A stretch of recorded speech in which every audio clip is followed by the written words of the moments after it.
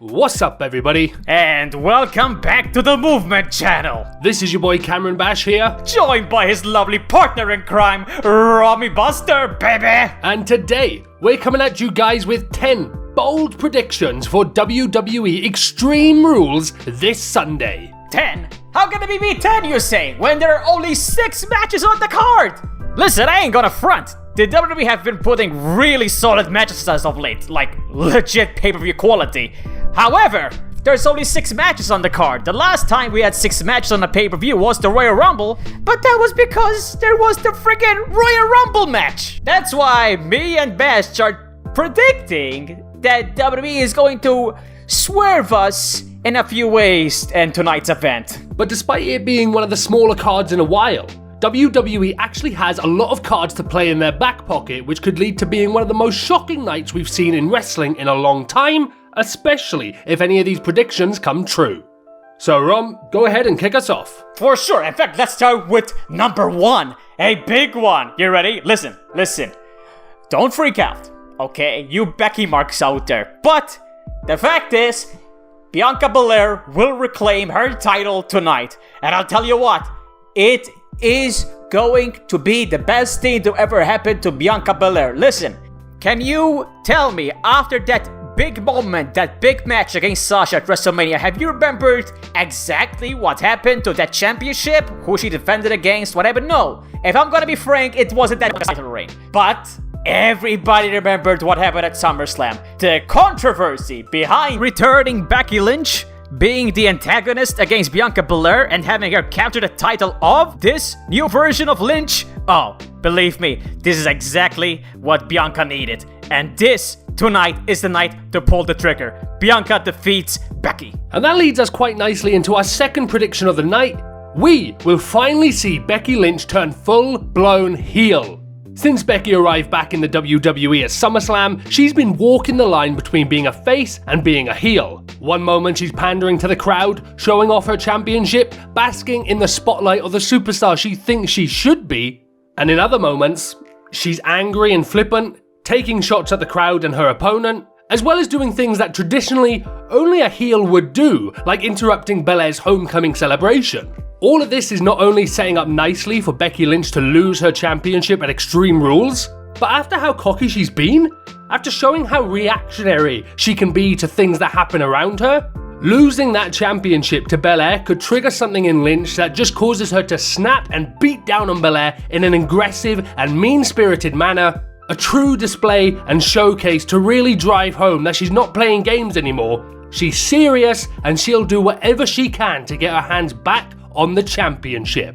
If Becky beats Belair for the championship clean at this pay-per-view, then Becky is the only one walking out of the match with momentum headed forward. If Belair walks out of Extreme Rules with the SmackDown Women's Championship, and Becky Lynch walks out as a newly defined heel, then both women's stock goes through the roof, and this already great feud continues to get even better. Hey man, whenever WWE wants to, they can give us a great women's feud, and I think they're going to give it to us right now, and they're going to continue it at Extreme Rules. But speaking of great storytelling in the women's division, so to speak, let's talk about Charlotte versus Alexa Bliss. Listen, I'm gonna shoot it straight. I think Charlotte Flair is going to squash Alexa Bliss cleanly. Yep, that's right, an actual squash match. Now, it won't be just a senseless jobber match. Listen, there's a story behind it, like I mentioned. Look, Charlotte Flair just went out on Raw and just literally buried the gimmick behind spooky Alexa Bliss, alright? So, maybe what I'm saying is that Extreme Rules, she beats the sense back into her by literally beating some sense into her. And maybe they will continue this feud with a new version of Alexa Bliss moving forward, but I think right now Extreme Rules is basically going to be the final death nail on the whole Fiend shadow, if you know what I mean, that's been bestowed upon Alexa Bliss that WWE themselves will basically admit that they did not handle too well. Alright, if you thought that was bold, wait until you hear this one. At Extreme Rules, Jeff Hardy is going to win the triple threat match between himself, Sheamus, and Damian Priest and become the new WWE United States Champion. With how Jeff Hardy has been booked in WWE over the last 12 months or so, I never thought we'd see this man come near a championship again. However, Over the last few weeks on Raw, he's been gaining a lot of momentum, winning matches here and there, all the way up to defeating Sheamus and getting added to this match at the pay-per-view. We feel like this run is a result of the fan support on social media, as well as the poking from the side of AEW, and specifically Matt Hardy, so WWE want to show that they've still got some love for Jeff by giving him what will likely be his last championship run while in WWE. How this championship run will be anyone's guess. On top of it potentially being a fruitful run that lasts a few pay-per-views, it could also literally be a one-night reign with him losing it on Raw the next day. So we'd have to see how that develops, but either way, we think Jeff Hardy walks out of Extreme Rules with the United States Championship. Hold your horses, you're saying there are gonna be 2 championship changes in just one night? Well, let me tell you something, yeah, that's exactly what's going to happen. As a matter of fact, there's gonna be more title changes. Oh yeah, because here comes the 5th prediction. We're going to have new SmackDown Tag Team Champions, as the Street Profits will indeed defeat the Usos. And let me explain why, because there's a pattern here. You notice that the Street Profits have been gaining a lot of momentum on SmackDown, as opposed to the Usos, which ends up with Roman Reigns having to aid them in a sense, or in any way, and having them worm their way out of matches. But tonight, Roman Reigns is kind of busy with, a small title match here and there against Finn Balor, which we will get into. So yeah, he's not gonna be in that tag team match, which will allow Street Profits to win this match cleanly and actually become SmackDown Tag Team Champions. And the Bloodline might actually been going through a rift right now, especially with the Paul Heyman situation, but we'll touch on that later. Just like how at the end of Extreme Rules, the Street Profits will be touching the SmackDown Tag Team Championship. Rom, we're not stopping at just 3, brother, because we think a 4th championship is changing hands. Now slow down just a minute. We'll get to the main event in a little bit, because I am of course talking about the WWE 24/7 Championship. Because we think Extreme Rules is the night that Drake Maverick finally catches up to Reginald and takes the 24/7 Championship from him. With this pay-per-view being the night of Extreme, Reggie's demise will likely come at the hands of some sort of hardcore violence, in what we think will be the beginning of a comical new arc for Maverick, in which we will see him presenting himself as a genius mastermind who's always one step ahead of everybody else. Something that he'd need to be doing if he wants to hold on to the 24/7 Championship for an extended period of time. And seeing how much they are pushing Maverick towards the title right now, it seems like we may be looking at another 50+ day reign for the title of all day, every day. Now, like we said, this show has 6 matches, right? And there is no Royal Rumble, as far as, everything's been booked so far, right? But that just makes it easier for us to predict, and actually obviously guarantee at this point, that there will be some last-minute additions to this card. One of them, which is a big one, is Bobby Lashley will indeed be calling out Big E for the WWE Championship. Now, whether we actually have a sanctioned WWE Championship match right there on the pay-per-view is one thing. Maybe we could. It's just something to give Lashley some steam back into his boost, because remember, he did take the fall in that triple threat match, against Roman Reigns. So maybe it's time that Lashley did something different. Or maybe it's time Lashley went back to his old roots. Maybe all this could end with Bobby Lashley getting disqualified because MVP brings back the Hurt Business. That's right. Cedric Alexander, Shelton Benjamin, MVP, Lashley, at the end of that match, standing united once more, and then they go on to have the ultimate stable feud against the New Day. Imagine that! A stable versus stable feud for the WWE Championship. The last time that actually happened was Backlash 2009, where it was Randy Orton and Legacy versus Triple H, Batista, and Shane McMahon, where actually Randy Orton ended up winning that match without having to actually pin the champion too.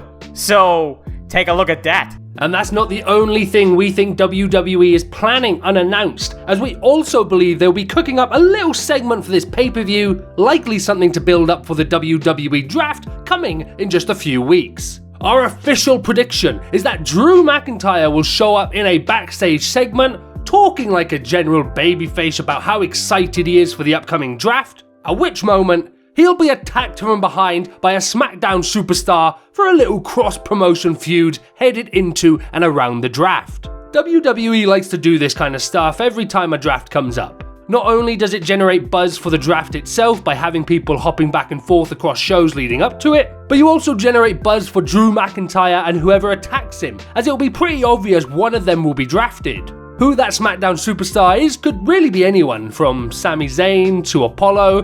There are plenty of superstars who could have a great match with Drew. But the main call in all of this, we believe, would be to build up for Drew McIntyre to be drafted over to SmackDown, something that has been heavily rumoured as of late. So that just leaves us with 2 predictions. And this one for me is easy. The Universal Championship match between Roman Reigns and the quote-unquote demon Finn Balor. Listen, I'm just gonna shoot straight. Roman Reigns is gonna beat the living hell out of Finn Balor cleanly and win cleanly, obviously. And why do I say obviously? Well, because right now Roman Reigns, there's nobody in the league of Roman Reigns. And there's no way they're going to sacrifice that just so they can feed it to Finn Balor. You know, if it's not known right now, I'm not a fan of the demon gimmick. But because it makes no sense to me. There is literally nothing changing when it comes to Finn Balor when he puts on that face paint. Like legit, all he does is just put on that face paint, crawl to the ring, go bah, and that's it. The moves remain the same, the style remains the same. Even if you want to go storytelling, how can you convince me that something physically is going to change with this guy?